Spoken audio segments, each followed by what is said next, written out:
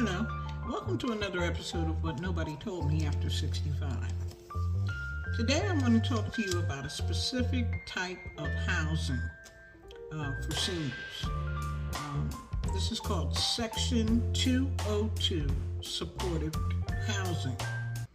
And it is designed for elderly individuals to live at or below the area median income, AMI. Little different than the poverty level, but again, it's a guideline that you have to meet in order to be considered for Section 202 supportive housing.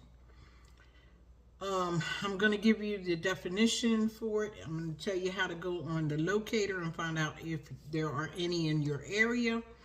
And then I'm going to talk about some units that I found in Ohio. So, Section 202, Supportive Housing for the Elderly Program, it expands the supply of affordable housing with supportive services. And supportive services is transportation, meals, meal planning, recreation and activities. Supportive services. The program provides funding to a landlord or to an organization, and it's called a capital advance. They can use the funds to construct, acquire, or rehabilitate multifamily unit properties. So, meaning a developer in your area might find a property, say it's an abandoned warehouse or it's an abandoned mall, and they decide that they want to use 202 money. They can apply for it and use it to construct, or they could use it to acquire the building and then do rehabilitation. It's a lot of ways to do it, but again, it's for developers. What I'm interested in giving you information about is how you can access the website that will give you information on where Section 202 housing is located. So you have to be low income, 62 years of age or older. In addition to giving the developer the capital advance, properties also receive a renewable project rental assistance contract, meaning if they continue to rent to low-income seniors, they get a renewable contract every year. As long as they want to be involved in 202 housing, they can.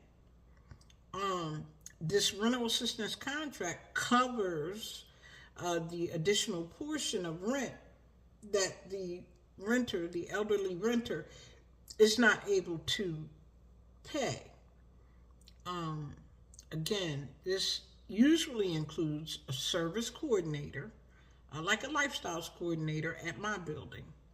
This one is called a service coordinator who links residents of Section 202 properties to supportive services in the community to allow them to live independently in an environment that provides support, such as cleaning, cooking, and transportation.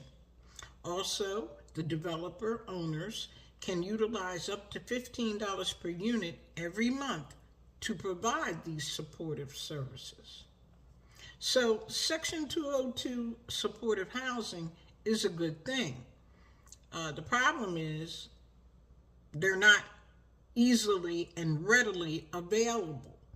I think maybe the word hasn't gotten out, although this money's been around for a long time. It was around when I was working in real estate and housing in the city. Here's how you can find out if there is Section 202 HUD Supportive Services housing in your area. You're going to go to what's called the HUD Resource Locator, and that's going to be at resources.hud.gov, G-O-V. And it's going to ask you to put in your zip code, and then it's going to pull up an area for housing if, in fact, there's 202 housing in your area. If it's not, perhaps this is something that we want to say to our politicians. We need this. The money is there. In FY22, HUD announced that they had assigned $160 million to the Section 202 program. $160 million. And so that's a lot of money on top of the other resources that are available to make housing. I do want to tell you that you have to meet 50% of the AMI, which is Area Median Income.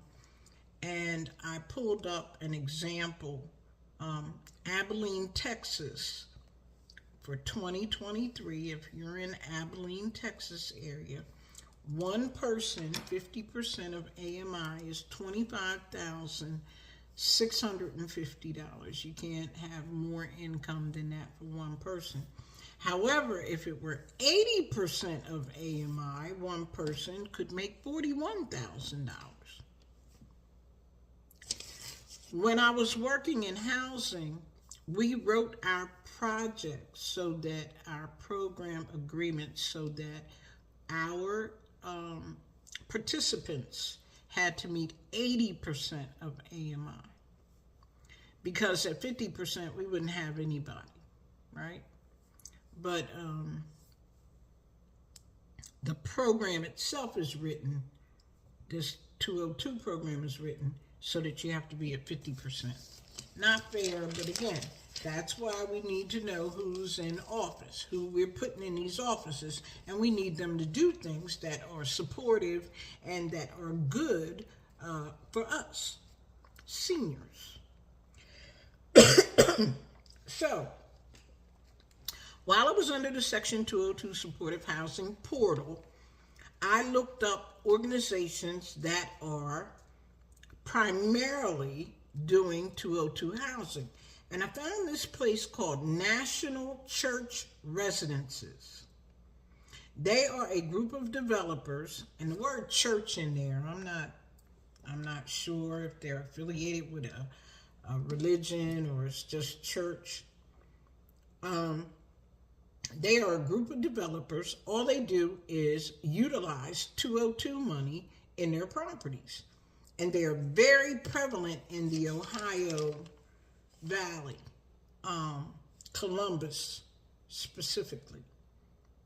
When I pulled up the locator, I found National Church Residences in Columbus, Ohio. One was called Worthington East, another Salem Village, and another the Hartford at Stafford Village. I'm going to put the information in there. In the event that you are in that area, you might want to check into Section 202 Supportive Housing. Now, this company, National Church Residences, and I'm going to put their web information in the comment section. They have senior independent living communities, housing, and apartments.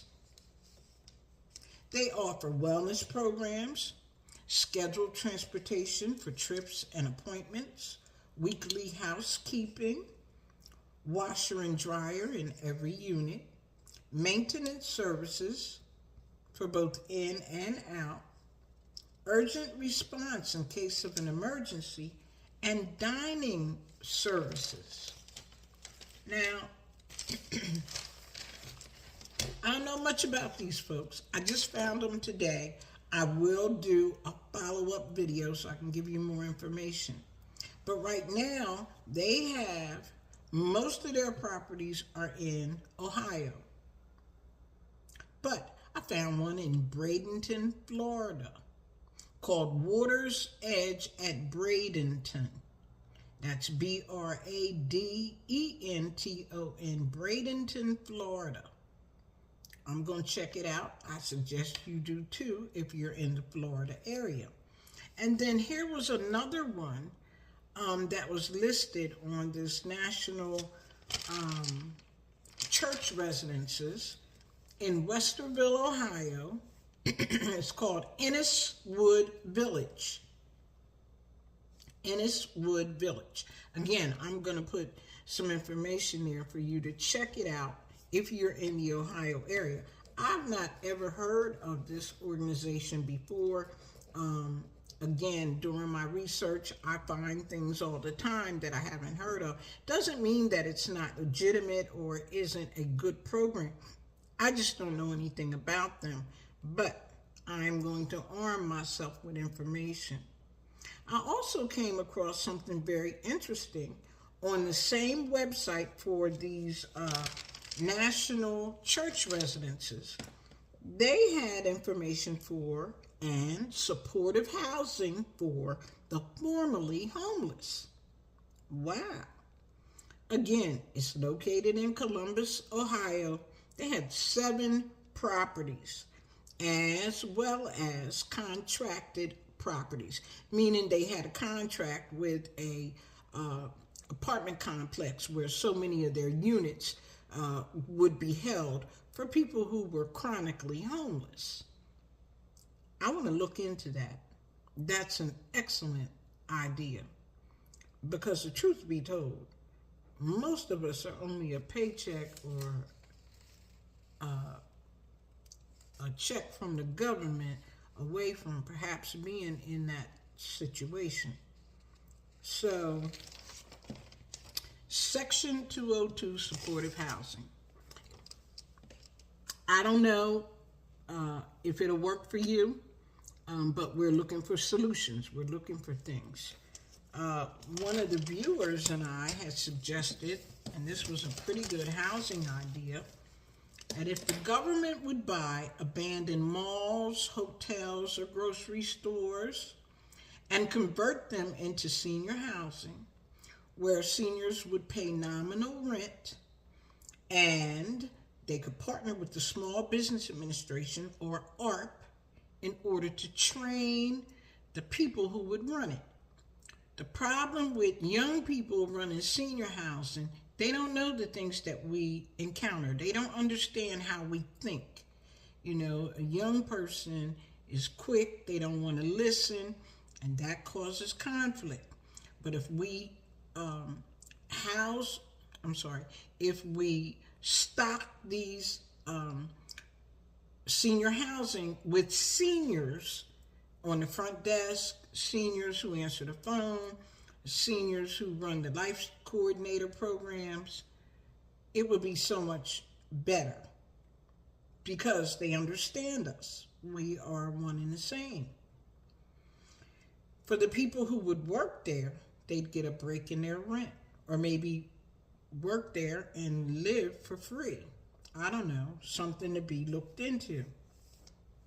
The rest of the space that wasn't used for housing, we could rent that out to doctors, hairdressers, nail salons, a grocery store, or a small convenience store, someplace so that we would have like a city within a city.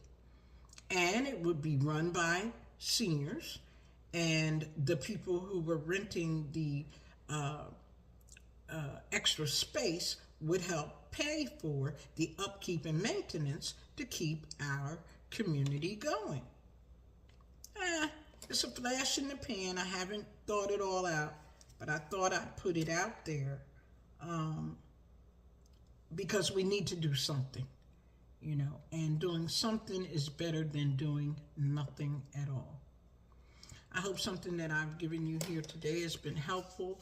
Please comment if you get an opportunity to go to any of these websites, or if you get an opportunity to call any of the properties that I've mentioned. It's always good to know what works and what doesn't work. By the way, I'm still having issues with connectivity and the internet and all of that. Again, my theory is we're talking about shutting TikTok down, which is run and owned by the Chinese government. I believe they're sending us a little howdy, how are you? Things are happening to my phone, my computer. I was on it, and in the middle, it just shut down. I had to restart it. My TV finally came back on, but in spurts. My phone, I haven't really been able, my messages disappeared and then they came back again. Just little things to let you know that Big Brother is watching. That's my opinion. Listen, thanks for listening, subscribing, sharing, pressing the like thumb and the notification bell so that you're notified when I upload new content.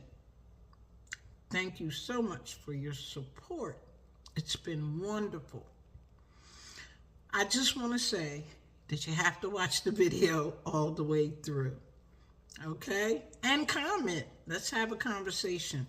I'm going to do a video short on one of the articles that I uploaded about the money that they had given 1,000 families in Texas. They gave them about $5,000 over a 25-month period. Worked out to about $400 a quarter. Not much money, but I'm going to do a video short. I waited for some comments. I got a few, but I want to address it, what I think was good and not so good about that program, and if they should run it across the nation.